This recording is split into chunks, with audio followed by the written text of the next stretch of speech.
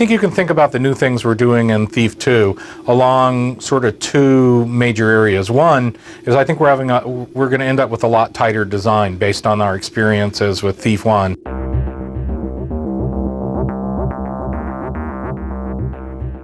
The second thing that is going to be new about Thief 2 is we're going to improve the technology of the engine some. New power-ups, new creatures, a larger number of things that really affect the gameplay.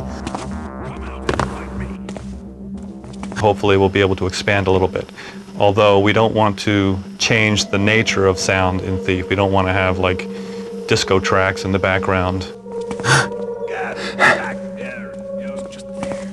We put together a really great team for Thief 2. We've got some of the original team back. The lead designer, Tim Stallmock, was the lead designer on Thief. Randy Smith was also, who's a senior designer on Thief 2, was also one of the designers on Thief. We've also got Sarah Varelli, who's a longtime Looking Glass person, who was a designer on Thief. We've added a bunch of new folks too. We've got Emil Pagliarulo, who was the editor-in-chief at Adrenaline Vault. A person we've worked with a whole lot, who's done a lot of voice acting for us. In fact, she's a really talented designer too, Terry Brocious. Another new designer is Mike Krzyzanowski, who's a longtime game player, and he's come up with some really fresh, exciting new ideas. Rich Carlson, ZDIM to the Quake community out there. Another really talented designer Rich brought along with him from Ion Storm is Ika. Ika's working on some really exciting levels and his work's really turning out terrific. We've also got a designer away from Reality Bites who he had worked on Dark Vengeance in the past, Raphael Brown. And we've got a little bit of extra assistance from Mike Ryan, who worked on the original Thief and was also a designer on System Shock 2. One big difference between Thief and a lot of action games is that it's got a lot of story to it. An experience that tells a story but that doesn't take away from the action. At no given time are we pulling you out of the game. You get some information in your briefing and some information in cutscenes. You hear some of it like overheard in conversations that we stage. All told, I think I counted up one day like 7 or 8 like individual little ways that we send out little tiny packets of story at you. Gotta stop jumping at nothing. Ah!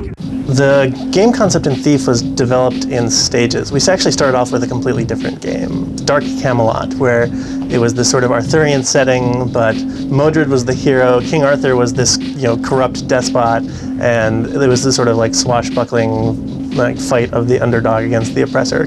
One of the biggest challenges in working with Thief 2's fiction is trying to get all the mission designs well integrated into the plot. When we worked on the Thief plot, it was plot first and then missions came out of that. In this case, we tried to think of really good missions first, and then there's a little bit of retrofitting work in terms of getting the plot to work well around the missions. All the time that you're finding out the story in Thief, you're also playing the game.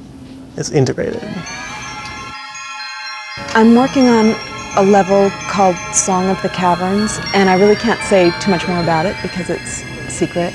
I guess one of the things that I enjoy most about designing Thief levels and working on Thief is trying to find multiple ways for a player to solve any given problem. Who's noising about then?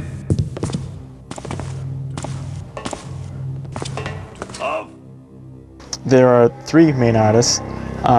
There is me, who's lead artist. Mark's such a fanatic. When he took his vacation, he went to Europe this year and took a camera along with him and took thousands of pictures. Then there's Daniel Thrawn, who is working on the cutscenes, doing recurring role that he did in Thief 1, and he's having Jen Herbata to help him. She's doing both 3D modeling and some artwork in support of Dan's work on the cutscenes. It's a lot more interesting to do artwork for cutscenes where you really have a feeling for the character. I am a collector, Mr. Garrett, but there are some items that are not available for purchase.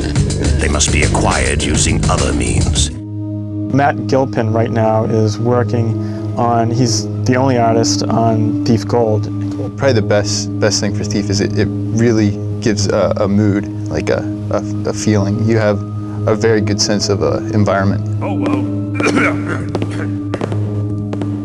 Hey! Karen Wolf is helping on the briefings. Karen is very talented, and she worked on Flight 3. For our programming team on Thief 2, we've got Pat McElhatton, who's been a long time Looking Glass person. He's worked on a lot of our sort of sound technology. We've also got Bill Farquhar, who's actually done a lot of the special effects for our flight simulator line. A new hire, Alex Duran, he's doing a lot of the sort of basic technology with the installer and the build system. A game engine is a lot more than just a renderer. It's the real sum of all the components in the engine, the AI system, the object system, the renderer, the sound. And that's one of the things that makes the Thief engine so outstanding is the sum total of all of those parts really takes the engine beyond what most other engines can do. Most people think that playtesting is fun and they get to play video games all day. And in that, they're right. And it's really fun and you get to play video games all day. But a playtester really also has to be really meticulous and just do tedious work that gets to be no fun at all. I can read the Wheel of Fate. Will Thief Gold ship on Monday? It's a heart, so things are looking good, I must say. Playtesting allows people that don't have any idea how the game works to give their feedback and say, I don't understand this. You guys have been working on this way too long. You know the plot and the story and it makes sense to you because you made it up, but it doesn't make sense to us. The audio department is 3 people. It's myself, a guy named Kamal and a guy named Ramin. It's nice to have them aboard. Pretty much everyone splits duties and does everything. Thief is very interesting sound-wise because it's one of the first games that really uses sound as a central part of the gameplay. Hey! What was that noise? Is that you? Gotta stop jumping it. You work hard on the sound and it's nice to have a game that really shows it off. In Thief 2, hopefully we'll be able to expand a little bit.